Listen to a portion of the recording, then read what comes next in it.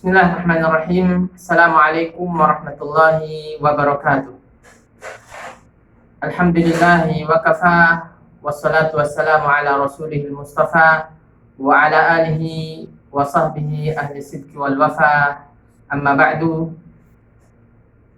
Pertama-tama saya ucapkan jazakumullahu khairan kepada rekan-rekan asatiz, sahabat-sahabat saya, Ustadz Munawar, Ustadz Ato, dan Ustadz-Ustadz yang lain. Ada Ustadz Roni Lailatul Ikram, ada Ustadz Firdaus, dan sahabat-sahabat sekalian di Sekolah Islam Terpadu Tariq bin Ziyad. Berikutnya kemudian kita bersama-sama berdoa untuk Allah yarham Ustadz kita, waliduna wa murabbina Ustadz Sa'ad. Semoga Allah Subhanahu wa ta'ala senantiasa melapangkan alam kubur beliau. Allahumma ighfir lahu warhamhu wa'afihi wa'fu anhu wa akrim nuzulahu wasi' mudkhalahu wa aghsilhu bil ma'i was salji wal barad wa nakkihi minal khotoya kama yunaqqu thawbul abyad minad danas wa abdilhu daran khaira min darihi wa ahlan khaira min ahlihi wa zawjan khaira min zawjihi wa qihi fitnatal qabri wa adaban nar. Allahumma ij'al qabrahu rawdatan min riyadil jinan wa la taj'al qabrahu hufratan min hufarin niran wa mautana wa mautal muslimin ajma'in. Allahumma amin. Hadirin sekalian yang dimuliakan Allah Subhanahu wa ta'ala, khususnya adik-adik yang saat ini di wisuda sebagai bagian dari hamalatul Quran, pemangku Al-Quran, ahlul Quran, keluarga Allah Subhanahu wa ta'ala. Rasulullah sallallahu alaihi wasallam bersabda, "Inna lillahi ahlin." Sesungguhnya Allah Subhanahu wa ta'ala memiliki keluarga. Para sahabat bertanya, "Ya Rasulullah, manhum?" Siapa mereka? Siapa yang disebut dengan keluarga Allah Subhanahu wa ta'ala tersebut? Nabi Shallallahu alaihi wasallam mengatakan, "Ahlul Quran, ahlullah wa khassatuh." Sesungguhnya ahlul Quran itu adalah keluarga Allah dan orang-orang pilihan Allah Subhanahu wa ta'ala. Maka berbahagialah kita sebagai bagian dari pemangku Al-Quran. Selamat bagi adik-adik yang sudah memulai masuk ke dalam komunitas terbaik. Sebab kata Nabi SAW, khairukum man ta'allama al-Qur'ana wa 'allama. Sebaik-baik kalian adalah orang yang mempelajari Al-Quran dan yang mengajarkannya. Makna khairiyah, makna menjadi orang terbaik di hadapan Nabi Shallallahu alaihi wasallam. Menurut perspektif Nabi Shallallahu alaihi wasallam, tipsnya ada dua. Man ta'allama al-Quran wa 'allama. Siapa yang mempelajari Al-Quran dan mengajarkannya. Saudara-saudara sekalian dimuliakan Allah Subhanahu wa ta'ala, di tengah berkembangnya kehidupan manusia di era modern ini, ada hal yang menggembirakan, bahwa orang sudah mulai mengarah untuk tidak hanya sekedar membaca Al-Quran, akan tetapi menghafalkan Al-Quran dan menjadikan Al-Quran itu ada dan tersimpan di dalam dada-dada kaum muslimin. Ini tentunya adalah fenomena yang menggembirakan. Meskipun orang-orang sekuler, orang-orang yang memiliki pemahaman yang menyimpang dari Islam yang lurus ini, mereka mengkampanyekan bahwa menghafal Al-Quran itu sudah tidak relevan. Sebab Al-Quran itu dihafal di zaman ketika tidak ada alat untuk men-saving, untuk menghimpun atau untuk menjadikan Al-Quran itu tersimpan. Namun sekarang Al-Quran itu sudah bisa ada di hadapan kita, kata mereka, sudah ada di genggaman, sudah ada di ponsel kita, sudah ada di gadget kita masing-masing. Jadi tidak relevan lagi menghafal Al-Quran. Itu pandangan yang sangat keliru, pandangan yang sesat dan menyesatkan. Kenapa demikian? Kita akan coba di dalam pertemuan kali ini untuk membahas tidaknya 5 poin. Kenapa kita akan menjadi gemar? Kenapa kita menjadi bahagia bergabung di dalam komunitas Ahlul Quran, menjadi komunitas Hamalatul Quran, para pemangku Al-Quran?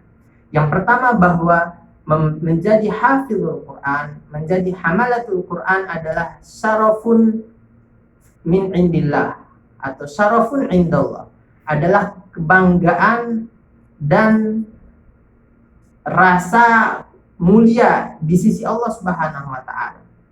Menjadi bagian dari orang yang menghafal Al-Quran itu memiliki nilai yang begitu tinggi di sisi Allah Subhanahu wa taala. Banyak sekali dalil, banyak sekali nas, baik Al-Quran ataupun sunnah Nabi Shallallahu Alaihi Wasallam yang menyatakan hal itu, bahwa Allah Subhanahu wa taala memuliakan orang-orang yang menjadi hamalatul Quran, yang menjadi penghafal Al-Quran, yang menjadi pemangku Al-Quran. Di dalam sebuah hadis Nabi Shallallahu Alaihi Wasallam, Rasulullah Shallallahu Alaihi Wasallam bersabda, yuqalu li sahibil Quran, kelak di hari kiamat orang-orang yang ahlul Quran itu akan dikatakan kepada mereka, Iqra wartaqi warattil kama kunta turattilu fid dunya fa inna manzilataka 'inda akhir ayatin taqra'uha. Dikatakan kepada mereka, bacalah dan naiklah, itu naik ke derajat berikutnya, dan bacalah secara tartil sebagaimana dahulu engkau membacanya dengan tartil ketika engkau berada di dunia. Sebab saat ini ketentuan manzilah, posisi, kedudukan, derajat kalian di sisi Allah Subhanahu wa taala ditentukan di akhir bacaan kalian. Artinya semakin sering, semakin banyak seseorang itu membaca Al-Quran, maka semakin tinggi posisinya di sisi Allah Subhanahu wa taala. Di dalam Al-Quran Allah Subhanahu wa taala berfirman, laqad anzalna ilaikum kitaban fihi dzikrukum. Sesungguhnya kami telah menurunkan kepada kalian satu kitab, fihi dzikrukum, di dalamnya ada zikrukum. Kata para ahli tafsir, zikrukum artinya adalah syarafukum, adalah kemuliaan kalian, kebesaran kalian. Jadi kalau kita sering mendengar ada MC mengatakan, yang mulia Bapak Fulan, yang terhormat Bapak Fulan, itu adalah panggilan kemuliaan dari manusia. Karena mungkin jabatan, karena mungkin status sosial, akan tetapi kemuliaan, kebesaran di sisi Allah Subhanahu wa taala, salah satu indikatornya, salah satu faktornya adalah seseorang dekat dan senantiasa berinteraksi dengan Al-Quran. Selain itu, kelak di hari kiamat, orang-orang yang senantiasa membaca Al-Quran itu, selain dirinya, dia juga akan mempersembahkan apa yang telah dia baca atau pahala yang dia baca itu untuk orang-orang yang dicintainya, terutama adalah kedua orang tua mereka.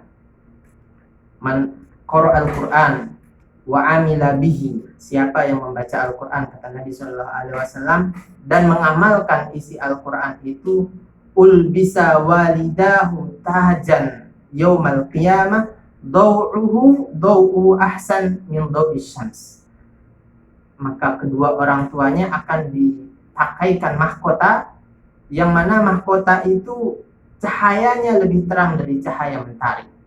Akan dipakaikan kepada orang tuanya, ayahnya, ibunya, akan dipakaikan mahkota yang sangat terang benderang. Ini adalah tanda kemuliaan bagi keluarga, bagi seorang ayah, bagi seorang ibu yang senantiasa memotivasi, mendukung, menyokong anak-anaknya untuk menjadi para pemangku Al-Quran, para penghafal Al-Quran, menjadi hamalatul Quran. Itu adalah kemuliaan di sisi Allah Subhanahu wa taala. Selain kemuliaan di sisi Allah Subhanahu wa taala, kelak di akhirat Allah Subhanahu wa taala juga menjadikan dengan syariatnya bahwa hamalatul Quran, orang-orang yang menjadi ahlul Quran itu mulia di antara manusia, mulia di antara kaum mukminin. Mereka mendapatkan posisi derajat khusus. Indikatornya misalkan kita lihat dalam hadis-hadis yang menyatakan tentang sholat berjamaah. Kalau kita ditanya siapa orang yang paling berhak untuk mengimami sholat, ternyata bukan karena faktor usia. Karena faktor usia itu tidak kemudian menjamin seseorang lebih baik bacaannya. Faktor utama yang kemudian menjadi ukuran seseorang itu lebih berhak untuk mengimami sholat adalah orang yang paling baik bacaan Al-Qur'annya. Rasulullah Shallallahu Alaihi Wasallam bersabda, ya ummul qauma aqra'uhum lil Qur'an. Hadis riwayat Imam Ahmad. Yang mengimami satu kaum itu adalah seseorang yang bacaan Al-Qur'annya itu paling baik, paling fasih, yang hafalannya paling banyak, yang bacaannya paling sesuai dengan ilmu tajwid. Dan ternyata posisi itu tidak hanya berlaku di dalam sholat saja, juga di dalam kepemimpinan yang sifatnya lebih umum, bukan hanya sekedar imam saat sholat, tapi imam juga di tengah masyarakat. Ini bisa kita lihat dari pemahaman para sahabat Nabi Shallallahu Alaihi Wasallam terhadap hadis-hadis Nabi Shallallahu Alaihi Wasallam, seperti diriwayatkan di dalam Sahih Bukhari dari Nafi' bin Abdul Haris. Saat itu dia menjadi gubernur, katakanlah demikian, gubernur di masa Kekhilafahan Umar bin Khattab, Amirul Mukminin Umar bin Khattab. Suatu ketika Amirul Mukminin Umar bin Khattab bertemu atau menemui Nafi' bin Abdul Haris, gubernur Mekah ini, di satu tempat yang disebut dengan Usfan. Usfan ini adalah satu wilayah antara Mekah dan Madinah. Saat bertemu, Umar bin Khattab bertanya kepada gubernurnya ini, man istakhlafta li ahli wadi, siapa yang engkau tunjuk untuk menggantikanmu mengurus urusan penduduk tanah suci Makkah Al-Mukarramah. Lalu kemudian Nafi' menjawab, Ibnu Abza. Umar bertanya, siapa Ibnu Abza? Lalu kemudian Nafi' menjawab, Ibnu Abza itu adalah maulan min mawalina. Dia adalah salah seorang hamba sahaya di antara kami. Hamba sahaya, maula itu hamba sahaya yang sudah dimerdekakan, lalu kemudian menjadi orang setia bagi mantan tuannya. Dia sudah dimerdekakan tapi dia tetap mengabdi, begitu. Dia tetap menjadi pelayan bagi tuannya. Nah, mendengar hal itu dengan nada agak tinggi, Umar bertanya, bagaimana kamu ini mengangkat seorang maula, seorang hamba sahaya untuk mengurusi urusan orang-orang yang ada di Makkah Al-Mukarramah, sementara di situ ada tokoh, ada orang besar, ada orang-orang terhormat, ada orang-orang atau bahkan mayoritas orang-orang merdeka begitu. Lalu kemudian beliau menjawab, Nafi' bin Abdul Haris menjawab bahwa sesungguhnya Ibnu Abza adalah ahlul Quran. Dia adalah seorang yang pakar dalam bidang Al-Quran, dan dia juga adalah alimun bil faraid, seorang yang alim dalam bidang faraid, ilmu ahli waris. Lalu kemudian Umar bin Khattab mengatakan bahwa innallaha yarfa'u bihadzal kitabi aqwaman wa yadh'u bihi akharin. Sungguhnya Allah Subhanahu wa taala mengangkat posisi derajat seseorang dengan kitab ini, yaitu dengan Al-Qur'an, wa yadh'u bihi akharin, dan Allah Subhanahu wa taala merendahkan derajat yang lainnya lantaran meninggalkan kitabullah ini, yaitu dengan meninggalkan Al-Qur'an ini.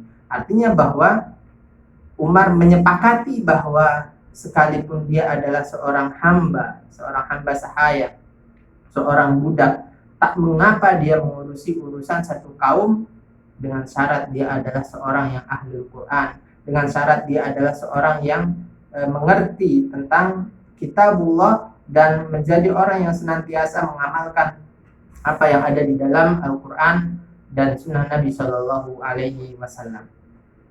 Adik-adik sekalian dimuliakan Allah Subhanahu Wa Taala, itu yang kedua, bahwa Allah Subhanahu Wa Taala menjadikan ahlul Quran mulia di hadapan Allah dan mulia di hadapan orang-orang yang beriman. Dan yang ketiga, bahwa seseorang yang dekat dengan Al-Quran, seseorang yang senantiasa berinteraksi dengan Al-Quran, dia akan mendapatkan ketenangan hati. Allah Subhanahu Wa Taala berfirman di dalam Al-Quran, alladzina amanu wa tatma'innu qulubuhum bidzikrillah, ala bidzikrillah tatma'innul qulub.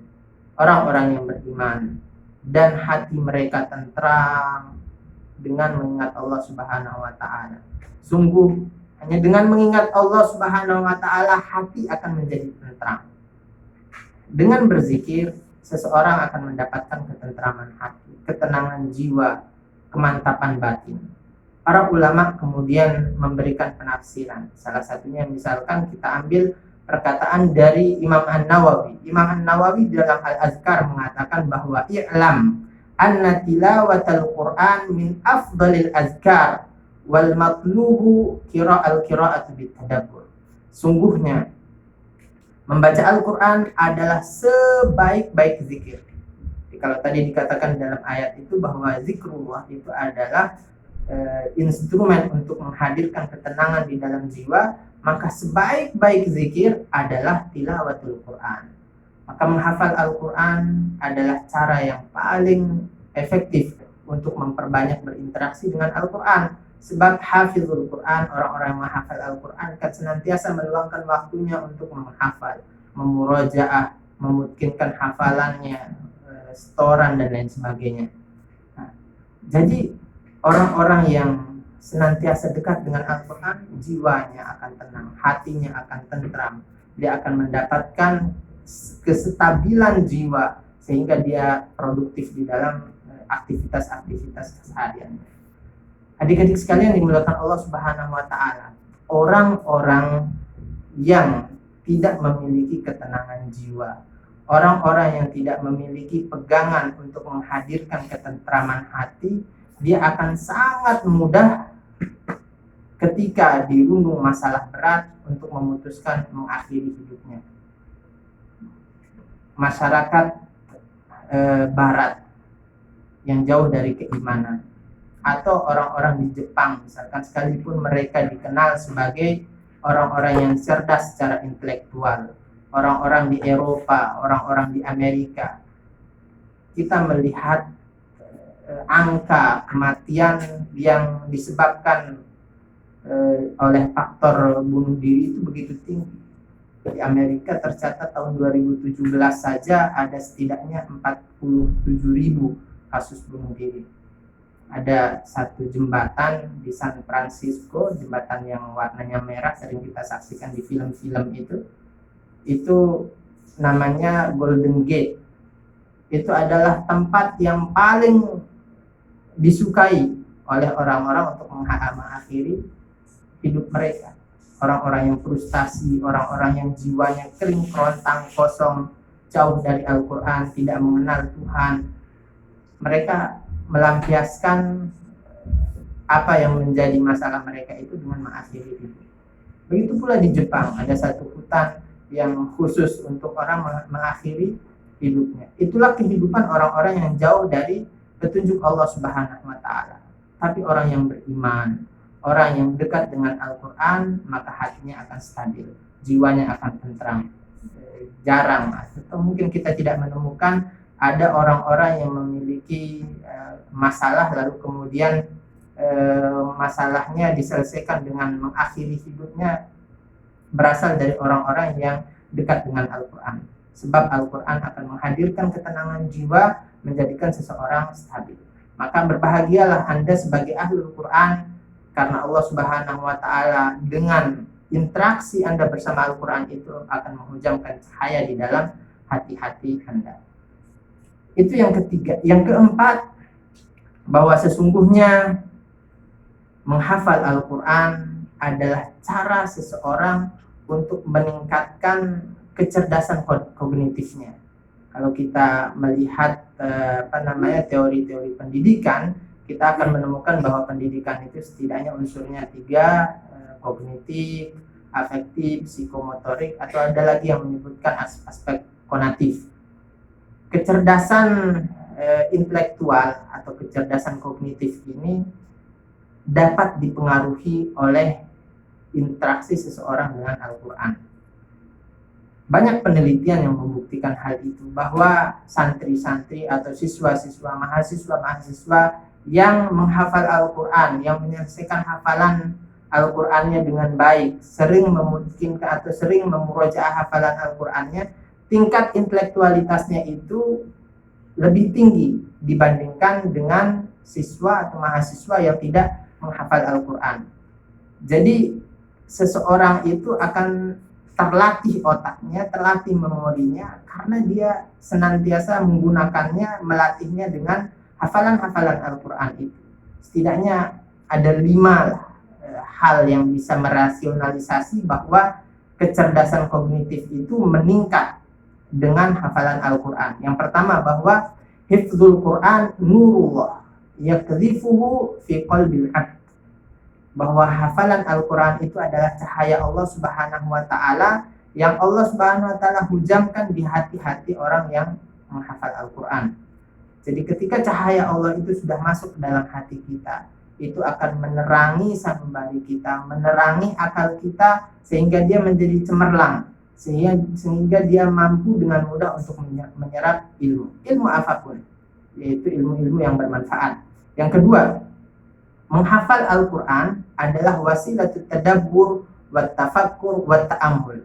Jadi sungguhnya menghafal Al-Quran itu adalah cara, instrumen untuk melatih otak kita merenungi, berpikir, dan mentadaburi ayat-ayat Allah Subhanahu wa Ta'ala. Selain ayat-ayat Allah Subhanahu wa Ta'ala yang tersurat, juga ayat-ayat Allah Subhanahu wa Ta'ala, tanda-tanda kekuasaan Allah Subhanahu wa Ta'ala yang tersirat, yang ada dan terhampar di muka bumi ini. Jadi itu yang kedua. Yang ketiga, seperti yang kita sebutkan tadi, bahwa Al-Quran atau menghafal Al-Quran adalah sababut tuma'ninah, sebab atau faktor hadirnya ketentraman jiwa, lahirnya ketenangan hati seseorang, dan dengan cara itu dia bisa mendapatkan kebahagiaan.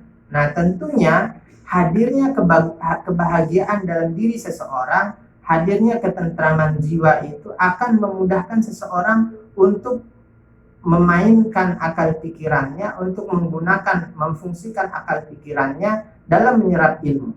Nah, jadi ini rasionalisasi ketiga, mengapa Al-Quran itu atau menghafal Al-Quran itu bisa meningkatkan kecerdasan. Yang keempat, kalau kita melihat secara historis, ulama-ulama terdahulu dari Imam Ibnu Jarir At-Tabari, kemudian Fakhruddin Ar-Razi, Imam Al-Qurtubi, Imam Ibnu Katsir, dan seterusnya dari ulama-ulama ahli tafsir, maka kita sepakat mengatakan bahwa mereka adalah seorang intelektual yang sangat jenius. Mereka mampu memahami hal-hal yang terkait dengan syariat, hal-hal yang terkait dengan humaniora, bahkan sains. Pada zamannya mereka juga adalah rujukan. Itulah mereka orang-orang yang hafal Al-Quran di abad kedua sampai abad ke-7 Hijriah. Mereka lah yang kemudian mengkodifikasi, membukukan kitab-kitab tafsir, melahirkan tafsir-tafsir yang bisa kita nikmati hingga hari ini. Itu yang keempat, bahwa ulama-ulama kita terdahulu adalah ulama-ulama yang jenius, yang tidak hanya memahami aspek syariat saja, tapi mereka lah yang meletakkan dasar-dasar ilmu pengetahuan yang saat ini dikuasai oleh barat ataupun timur. Yang kelima, bahwa hifdzul Quran qiraatun wa mutala'atun mukatsafah. Jadi sungguhnya membaca Al-Quran itu sejatinya melatih kita untuk menalar apa yang kita baca. Terutama kalau kita tidak hanya terhenti pada memorize, tidak hanya menyimpan apa yang kita baca, tapi selain itu, setelah itu kita mempelajari maknanya, tafsirnya, kemudian bagaimana istinbatul ahkam, mengambil nilai, manfaat, mengambil hikmah, mengambil pelajaran dari apa yang kita baca dan kita hafal. Nah, ini kira-kira 5 rasionalisasi kenapa kemudian menghafal Al-Quran itu menjadi instrumen untuk meningkatkan kecerdasan. Itu 4 hal. Yang terakhir, bahwa sesungguhnya penghafal Al-Quran itu sejatinya adalah orang-orang yang senantiasa membangun dan mengembangkan karakter hidupnya. Coba kita lihat bahwa orang-orang yang menjadi penghafal Al-Quran itu biasanya hidupnya itu sangat memelihara waktunya. Orang yang menghafal Al-Quran itu hidupnya disiplin. Kalau dia tidak disiplin, sekarang ngapal, besok enggak, lusa ngapal sedikit, baru ngapal lagi setelah satu minggu, kira-kira bisa hafal Al-Quran? Enggak. Tapi orang yang bisa menghafal Al-Quran dengan mungkin itu adalah orang yang memelihara hafalannya. Dia menghafal hari ini sekalipun katakanlah 1 ayat, 2 ayat, tapi kemudian dia disiplin. Ada yang bisa menyelesaikan dalam waktu setengah tahun, ada yang bisa menyelesaikan dalam waktu 1 tahun, ada yang kemudian hafalannya seperti hafalan imam-imam di Masjidil Haram, karena saking seringnya murojaah, tidak putus-putus murojaah, maka dia menjadi orang-orang yang memiliki hafalan yang betul-betul kuat, sehafal Al-Fatihah. Kita lihat imam-imam di Masjidil Haram, ada Syekh Sudais, ada Syekh Suraim, ada Syekh Bandar Balila dan lain sebagainya. Mereka adalah orang-orang yang hari-harinya itu digunakan untuk memurojaah Al-Quran, sehingga ketika mengimami sholat tarawih dengan 1 juz atau dengan setengah juz satu malam, karena 1 malam biasanya 2 imam, mereka tidak kita temukan sering salah mungkin 1 atau 2 kali, atau salah yang sangat sederhana begitu, itu sesuatu yang wajar. Itu membuktikan bahwa mereka senantiasa menjaga waktunya untuk murojaah. Jadi para penghafal Al-Quran adalah potret orang-orang yang senantiasa menjaga waktu, memelihara waktunya, hidup secara disiplin. Yang kedua, orang yang menghafal Al-Quran biasanya mereka adalah orang-orang yang hidup secara profesional. Profesionalisme itu terbangun dalam kehidupan para penghafal Al-Quran. Kenapa? Karena asas atau fondasi dari profesionalisme adalah keahlian. Tidak mungkin seorang menghafal Al-Quran itu tidak memperhatikan tajwid. Dia mesti, kalau saat ini mungkin baru hanya level A tajwidnya, dia akan naikkan ke A+, dia akan belajar tahsin lagi. Sudah selesai riwayat Hafiz, dia akan cari riwayat yang lain, riwayat Wars, riwayat Qalun dan lain sebagainya. Sudah selesai dari hafalan, dia berpindah kepada tafsir dan lain sebagainya. Kalau di Masjidil Haram itu ada semacam daurah singkat menghafal Al-Quran, misalkan 40 hari khatam. Itu 40 hari itu betul-betul fokus untuk menghafal Al-Quran, dan seleksinya untuk masuk ke program itu betul-betul ketat. Jadi orang-orang yang memang memiliki kualitas menghafal yang sangat baik dan sudah memiliki sekian juz hafalan yang dites, yang diuji cobakan, lalu kemudian dia lengkapi dalam waktu 40 hari tersebut. Ada juga program menghafal tafsir seperti kitab tafsir Jalalain atau kitab tafsir Imam As-Sa'di, itu dihafal dalam waktu 1 bulan, lalu kemudian diujikan. Dan biasanya para donatur, orang-orang yang dermawan itu memberikan reward gitu ya, hadiah yang sangat menarik bagi orang-orang yang mengikuti program-program seperti itu.